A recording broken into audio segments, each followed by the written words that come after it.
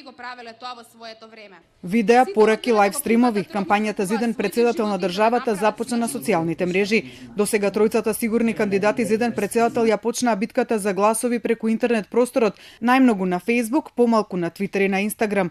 Бојан Кордалов, експерт за нови медиуми, вели дека таа битка, како и кампањите на политичките партии, никогаш и не запрела откако постојат социјалните медиуми. Според него, тежината на социјалните мрежи им ја дава можноста за двонасочна комуникација со гласачите. Реално се влијателни, ако ги земеме предвид бројките кои што кажуваат, речи се 80% на пенетрација во интернет просторот на секојдневно ниво, понатаму над милион профили од нашата земја кои што се активни на Facebook, над пола милион кои што се на Инстаграм и така натаму, значи можеме да говориме за влијание, меѓутоа бројките сами по себе не прават добра стратегија на политичките партии. Потребно е да се има добар тим. На социјалните мрежи кандидатот на коалицијата на власт Стево Пендаровски има неколку Facebook страници преку кои се обраќа до јавноста. Две се крирани во март, од кои едната е на албански јазик, но Пендаровски е активен и на својата стара страница крирана за претседателските избори во 2014-та.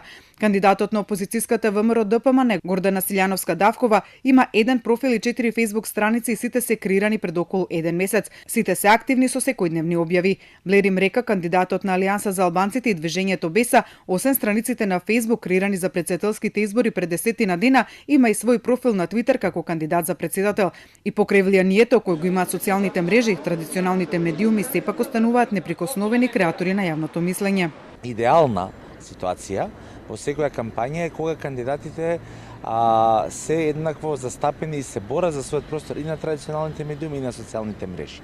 Така што сугерираме како и секогаш да се направи онаа комбинација, оној микс, заради тоа што за успешна кампања мора да се биде присутен секаде, не предосаден, меѓутоа присутен со вистинските пораки и канали според публиката.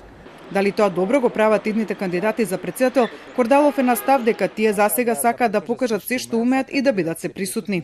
Меѓутоа, она што ќе недостасува е навистина да го структурираат своето присуство и да направат разлика. Кога се присутни на одредена телевизија и со која порака, кога се присутни на одреден канал, да речеме како што е Facebook и така натаму. Значи, многу е важно да внимаваат да не здосадат, многу е важно да внимаваат број на објави колку што прават во денот. Социјалните медиуми нудат водење кампања неоптоварени со регулативата на која подлежат електронските медиуми и весниците.